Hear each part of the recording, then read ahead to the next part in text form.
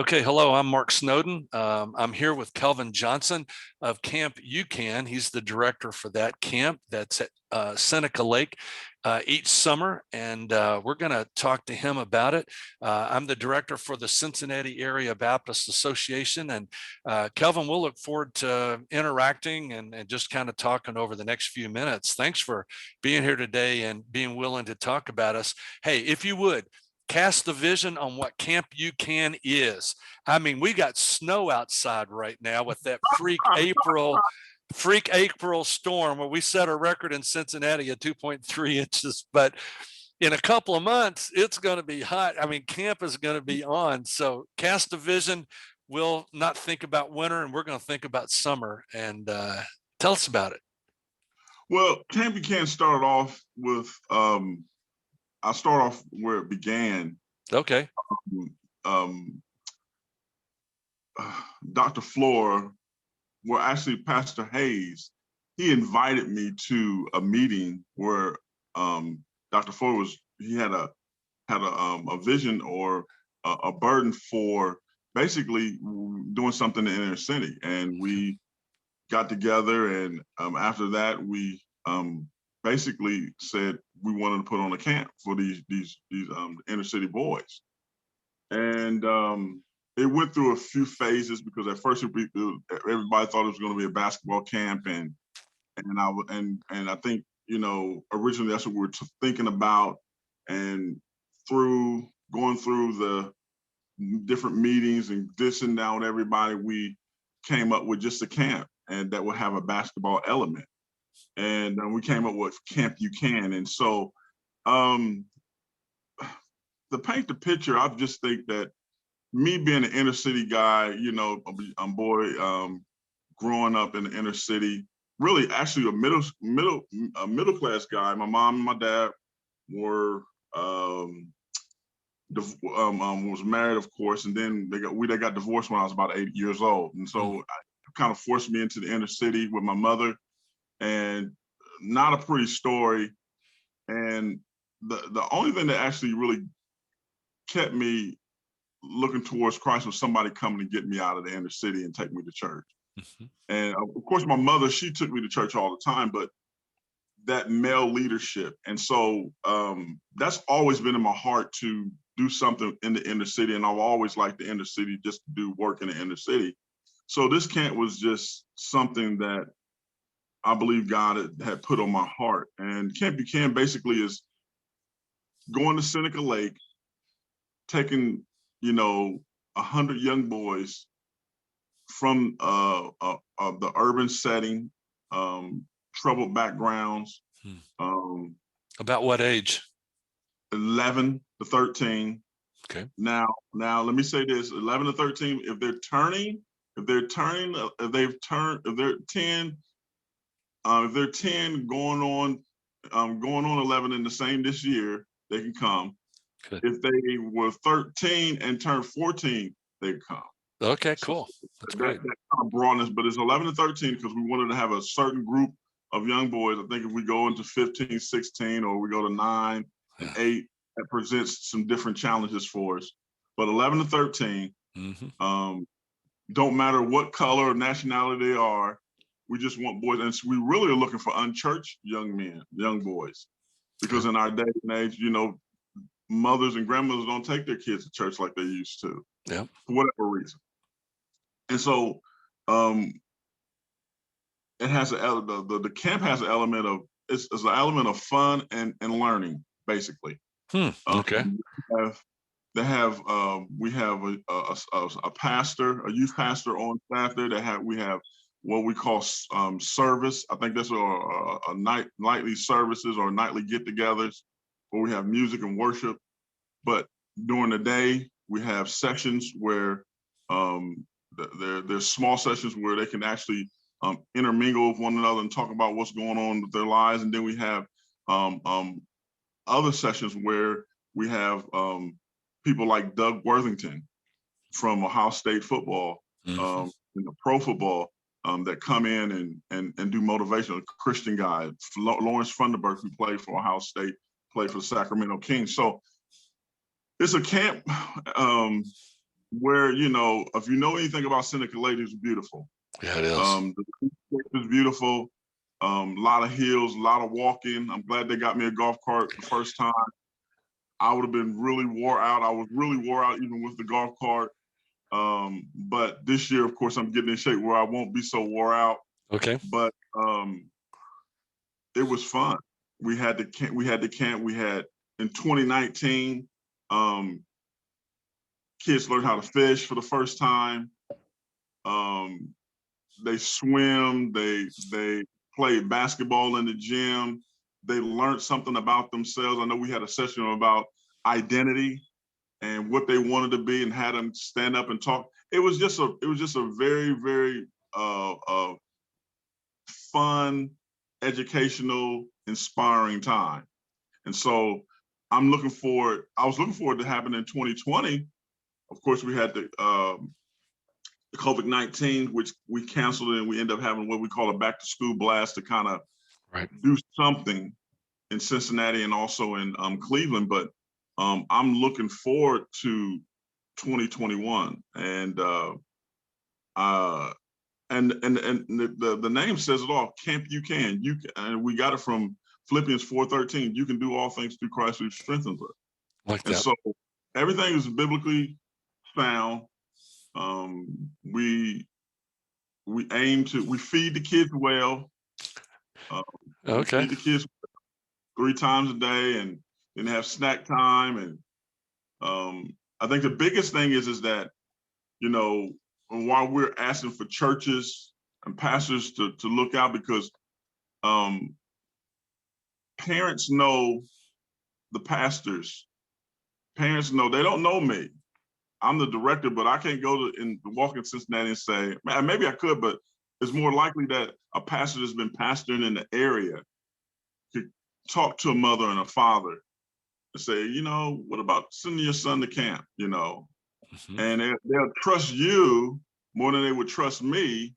And then, of course, I got to trust with Pastor Mark, and so that trust builds. And I just got a email yesterday from a mother that she just happened to send me an email, and she was just saying her son said that the camp was the best camp he had ever been to in 2019. Wow, awesome. And okay.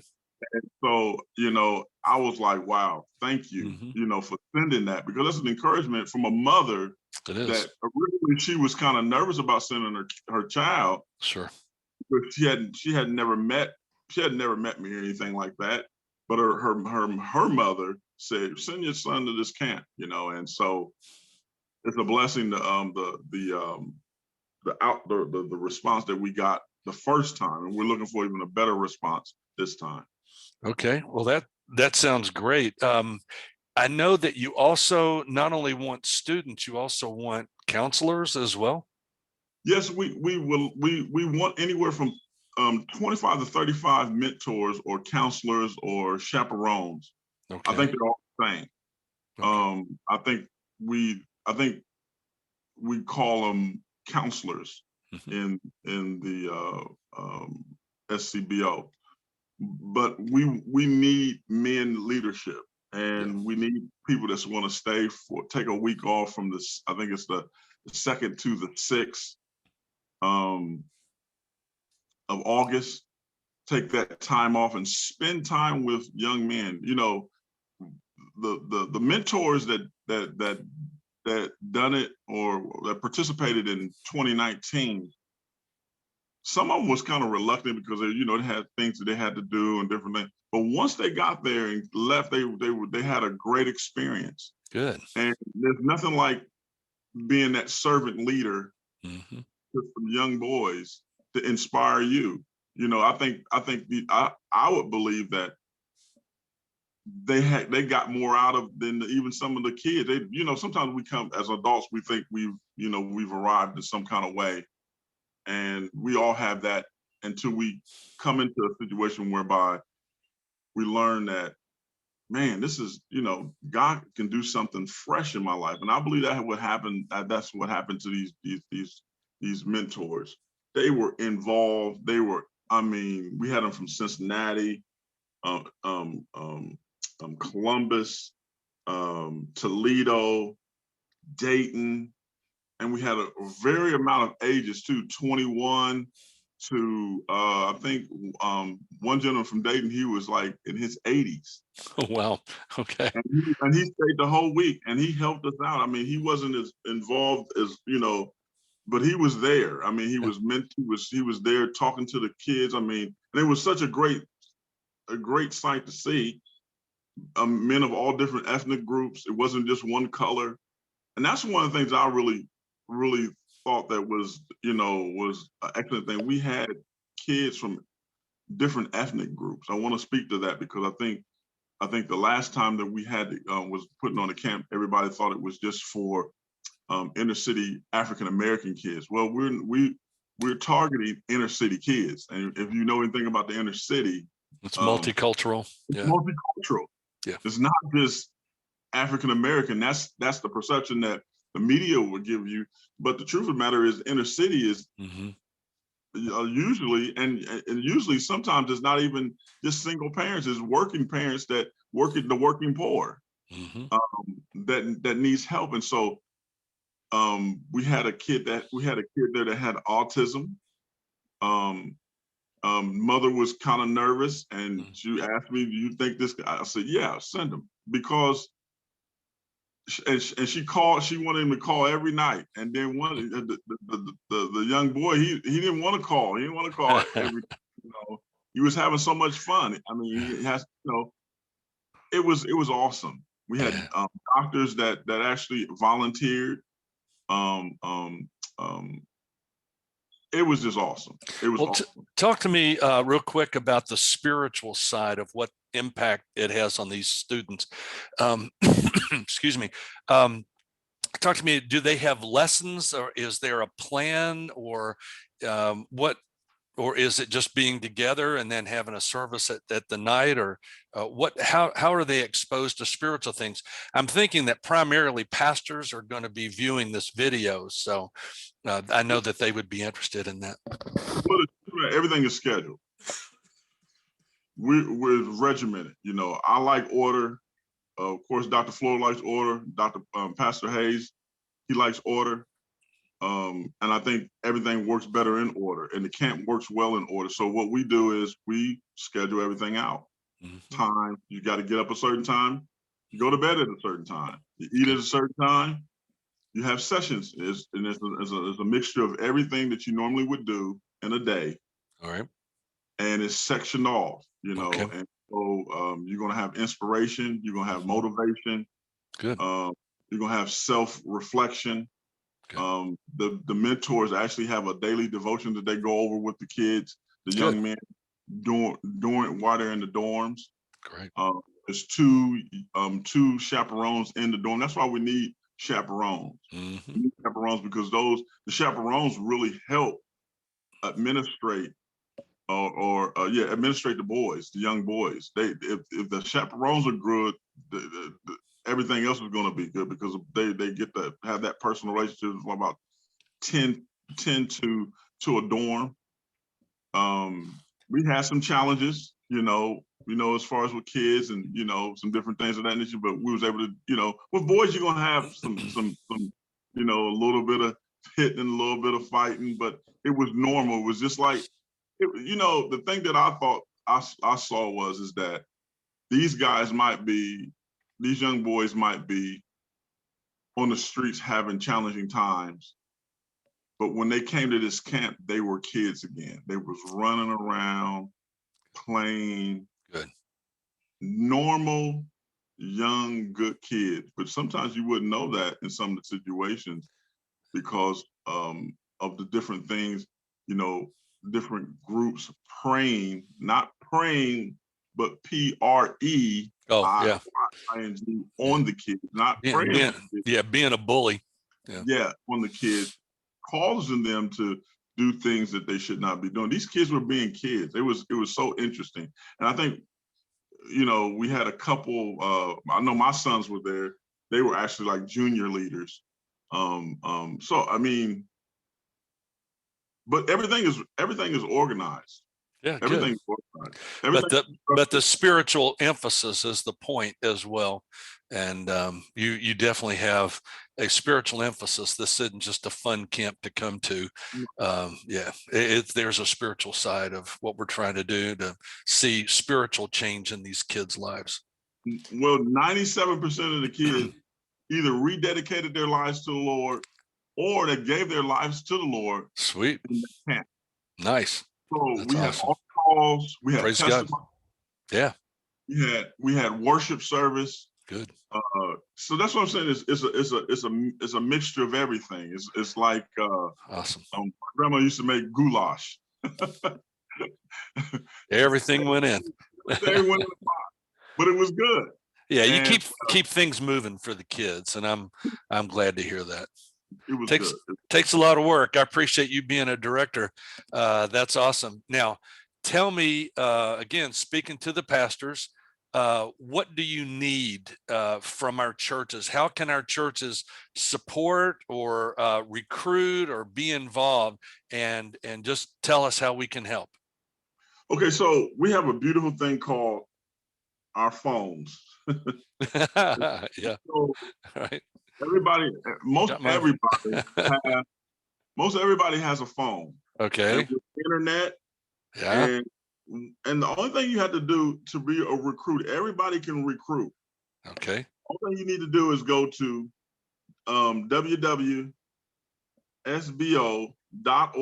www.sbo.org/for camp you can. Okay. I'll put the link on the description of this, okay, if I can. Um, I think I can, but anyway. See if you did you go to the web? Did you go to the web page? Yeah, I did. It's really nice. And see. That's Okay, great. so you can see we have we're gonna look at the brochure. They go a brochure, and Okay. then we can come down here and we can see there's my information with my number and the website. Then we have Right. a video. We have a video that can Mhm. be shown Okay. from 2019 Okay. camp to Cool. give a person a little what they call it a little a small view of what went on in 2019. Right. Then we have training. We have a training course. If someone needs training about what kind of attitude you should need to have, Right. there's training there for the volunteers. We have a donate to Camp You Can uh, button there if someone wants to donate. So say I don't have any Yeah. kids, but I'd like to be able to donate. Push that Sure. button to donate exactly. That's Now cool. we go down to now we can go to the mentor volunteer registration, student sign up by invitation only, and then all the other things that we need to be there. And so here everything is there. So Okay. we don't have to transfer paper or anything. Um, you can actually download all this information. If you want to print it off and pass things out, that's fine. But we thought that the mobile phone would be a great way to do it because it's mobile, and everybody has one for the most part. 90% of Americans have a mobile phone, and so you can communicate that way anywhere you want to. So recruiting is easy Yeah, it because really is. it's at your fingertips. I'm seeing not only Um, you've updated this to the 2021, which I think is good, and then you also have, I noticed the waivers that the students have to sign and all of that, which I think is good to have it all in one place. So it's just right on the website. So that's good. so, And it has the dates here as well and the yeah. address right at the very top, which I think will be very helpful as well to know when you're recruiting or whatever. You've got those dates in August right there from the beginning point to the end. I saw that. That's good. So that's our recruiting tool right there. Mhm. Anyone can recruit. anyone can, we're not pushing for people to donate, but if someone wants to donate, they can. Because, somebody might say, well, I don't have any kids. I don't know any kids, but I like to donate. $10, Okay. $5, something like that. That's great. And it doesn't go to me. It goes straight to the SCBO account. And with the Kevin, I believe it's Kevin Keaton, who is the treasurer. He take care of that business. I don't see any of the money. It's so it makes everything, make sure everybody understands that. But that's our two. But what we need male men volunteers for every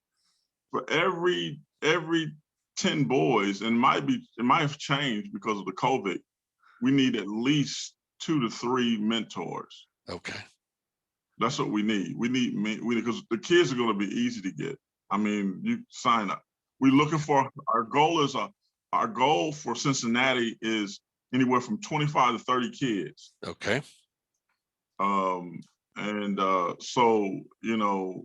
I know of a pastor that already said he's going to bring 10, so that's already 20. That's 10 already down. He said he's going to bring 10 and at least 2 chaperones. Okay. So that's in Cincinnati already. That's where I'm connected at. So I'm glad to hear that. And so I think you're going to sponsor one child and have you're going to have also a chaperone. So that's 3. I mean, that's 11 kids already. Okay. Now we're looking forward to sponsoring that, and we are looking forward to supporting and being a part of Camp UCAN this next summer. I think that's great. So so that's the biggest thing is the mentors, and then of course the churches to administrate the process, because we're not able to administrate the process because we're not there.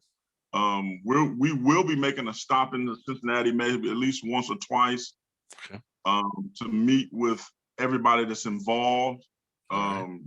We have other people in Cincinnati, the other pastors that are involved, and we're going to try to meet with everybody as much as possible, and maybe even doing an event where we can all go into a neighborhood, maybe just kind of like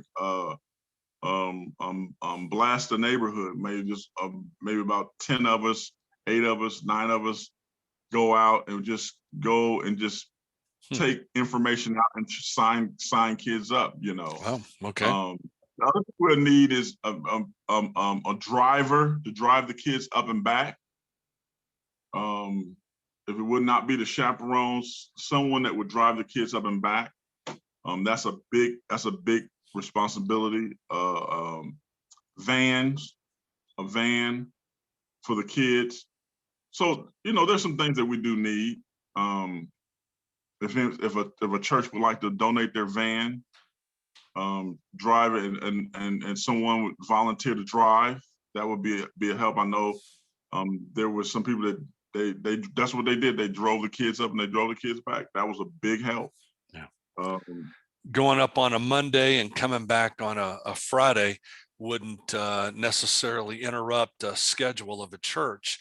If they have a bus ministry or something like that, they can still get that up and back in that week, which is good. That's great. Yeah, I think it's usually they come back on that Saturday. That Saturday morning. Okay. Yeah. They wake up that Saturday morning on their way out. Yep. All right. Good.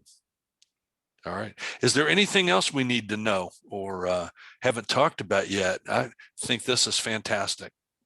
Well, I think the COVID-19 might present some different challenges where the camp is concerned. Everybody will be up to date on that, and we'll be giving that information out as we get it. Okay. Probably will be putting on, because I know that's going to be some questions. Do we need to have shots? Do this? Different things of that nature. Sure. Or vaccinations.